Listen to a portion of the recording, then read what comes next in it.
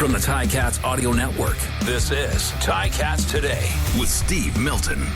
It's Friday, July 5th. This is Ticats Today, and I'm Steve Milton. We're going to talk about a busy day during which the Ticats had to practice with the soccer nets on the field. And we'll hear from alumnus of distinction Timmy Chang about his connection to current Argos coach Ryan Dinwiddie and local hero Jesse Lumsden. We'll flesh out a bit more on newly appointed special teams coordinator Dennis McKnight and head coach Scott Milanovich comments on Shemar Bridges' outstanding start to his pro career. Now, every day of a pro football practice week has significance, and while they may look the same to the, forgive this pun, unpracticed eye, they are different. This is day 3, the most intense of those days, the day from which there is usually no return because it's the last full practice. And outside of the leading and proven veterans and the odd injury-related decision delay, if you don't take a lot of A-team drills on this day, there's a good chance you won't be on the depth chart for the actual game 2 days later. Day 4, which is tomorrow, we'll remind you, is a walkthrough done without pads and usually helmets, and is where special teams details, maybe the odd trick play, are drilled. I've often called it a 3D chalk talk. Players walk through the X's and O's to make sure they've got them right. So today, the key takeaways are that running back James Butler, no longer in concussion protocol, had his third straight full day of practice, although Scott Milanovich says he's still a game day decision. Bo Levi Mitchell looked good, and if the Ticats weren't 0-4, we, and everyone else around the league, would be talking about his remarkable off-season transformation. Tim White had another great week, and Luther Hakanavanu made some excellent grabs to continue his strong recovery from injury. And it's become commonplace to say that rookie Shemar Bridges is getting better almost daily, has a great rapport with Mitchell, and is likely to draw more close coverage week by week. Here's Milanovich on Bridges, who has scored a touchdown in each of the last 3 games. Yeah, he's done a great job. He's only getting better, even out there today. We brought him in because he was a big guy that was strong-handed and could win 50-50 balls, and the last couple weeks we're really starting to see the fruits of that. He's much more comfortable with the waggles, with the game, and he's just playing, and he's not having to think about what we're doing offensively. So I think his true talent's starting to show. Changing tack, we asked Milanovich about the psyche of his team, taking the temperature, if you will, given its 0-4 record. I think it's shockingly good, very positive. We seem to be doing a good job of mourning the loss for about a day, and then by the time we get back to practice, the attitudes have been amazing. The energy's been better than ever, which is very hard to do, right? I mean, they're putting their heart and soul into this, everybody, coaches, staff included, and haven't been rewarded for it. So I'm really pleased with the attitude and with the professionalism and the demeanor and the just get back to work and focus on what we can control kind of thing. We need to have it rewarded. But as of right now, I really have zero gripes about those kind of things. As I'm looking out at the field right now from the press box, it struck me that outside of the handful of people who drop over to watch practice every day, most fans might not know how much timing and logistics are required in a multifunction stadium like Tim Hortons Field, which is among the busiest major-sized outdoor facilities in all of North America. For instance, tonight Forge FC hosts Vancouver. It's one of 4 or 5 times this summer, the third already, that the soccer team and the football team play a team from the same city, in the same city, on the same weekend. And the soccer pitch has different dimensions. It's wider and a bit longer, and there's no end zone, and there are no yard markers. They were removed last night, as they are before every Forge game. But the Ticats need to practice for their game on Sunday against the Lions, and they need their own dimensions on the field, because in the past crazy CFL, you have to practice pass patterns precisely, and that depends a lot upon exact knowledge of field position. So early this morning, Ticat employees were out laying down tape, it's athletic tape really, on the field to signify yard markers, hash marks, sidelines, goal lines, dead ball lines, and even giant red zone markers. And of course, the goalposts have already been removed and the soccer nets installed. So it all feels and looks very different. Now, kicker Mark Leggio doesn't usually practice field goals on day 3 anyway, so he didn't need the standards implied. So he was okay with the net being out there. Speaking of kickers, Sunday night will be the first game for new special teams coordinator Dennis McKnight, whom we'll speak with in detail in a Ticats Today episode next week. McKnight has been here before, of course, as 2017 special teams coordinator, and for the following 2 years as offensive line coach. Brandon Revenberg, still dominating at guard, earned his first 2 CFL All-Star berths under McKnight as his offensive line position coach.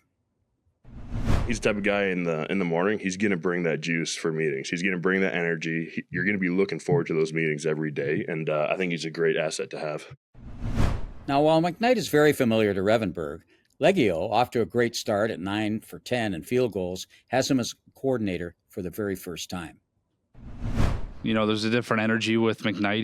He brings like an up energy. As soon as he walked into the building and into the meeting rooms, it was just like everyone was just had a little chip on their shoulder. It was he just brings like this energy that you just want to go down there and just smash somebody. It's he's awesome so far, you know, and we're trying to help him get as comfortable as he can be in the short week turnaround. And so far the last couple of days have been really good, and we're just happy to have him.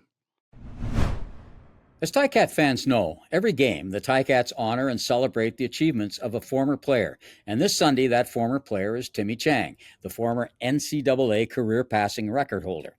Chang didn't play long in Hamilton and concedes that his career here, well, it wasn't stellar.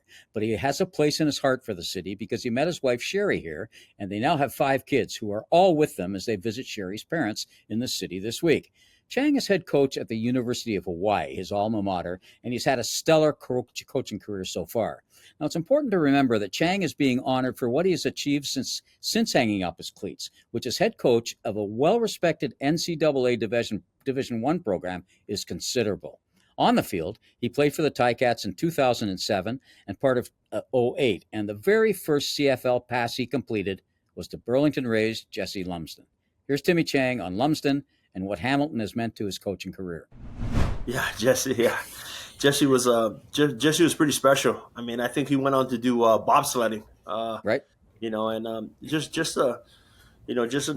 kind of a guy, and there's so many friendships that you make with your Canadian brothers, and also your other guys coming from all over the parts of the different country in the U.S. And so it's a pretty special time here, and I enjoyed every moment of it. You know, I spent a year and a half here, and then I spent the next half in Winnipeg, and Right. and it just so happens the backup quarterback there that became a really good buddy of mine is Ryan Dinwiddie. And Ryan, me and Ryan used to talk about, okay, well, we both want to go into coaching when it's said and done. And you know, my year ended and I went straight into that, you know, kind of maybe not straight into it after, but you know, I took a couple of years to get my feet underneath me and do the things I needed to do. And I ended up in coaching, and so did he. And you know, those are, you know, a lot of my plans and a lot of the things that I really decided to come to be with my wife, Love, from Hamilton, really started here in Hamilton. You know, it started with my idea of wanting to be a coach and, you know, wanting to go on this journey with my wife. And, you know, a lot of great things happened along the way. I had a lot of great conversations, again, guys like with Ryan. It seems like yesterday we were just sitting around in the locker room or in our room or in a car and just talking about being a coach, and I get to see him win a Grey Cup, you know, and go back-to-back Grey Cups, and I'm a fan from afar, but really my roots have been here. As I made that transition from playing to coaching, a lot of my roots have been right here in Canada, and it started from the CFL and now in Hamilton. Before we sign off, back to the present and to the immediate future. The Ticats have been oh so close to being 2-2, but they are not. And with the impending arrival of the BC Lions, whose only loss was to the Argos in Game 1, Milanovich addressed what his club needs to do Sunday night at Tim Hortons Field to change their fortunes around. I like to think that it's going to, you know, one win's going to set us off on a heater. That's the feeling that I have. Like, we're so close. We're doing so many good things. We're still doing too many things, not well enough, obviously, in the critical times to get the win. But I'm seeing enough growth really on all 3 phases that I'm optimistic this is going to be a really good football team before the end of the season. Unfortunately, we've put ourselves in this hole, and we can't afford to, you know, you just can't afford to keep dropping games. So the urgency's there, but the optimism's there as well. So, optimistically, we'll conclude there. Thanks as always for joining me and the production crew of Ticats Today, and please drop around to visit us again tomorrow when we'll reveal and analyze the depth charts for Sunday night's Made in the Hammer game against the BC Lions. This has been Ticats Today with Steve Milton. Catch it on Spotify, YouTube, Apple Podcasts, and anywhere else you get your podcasts.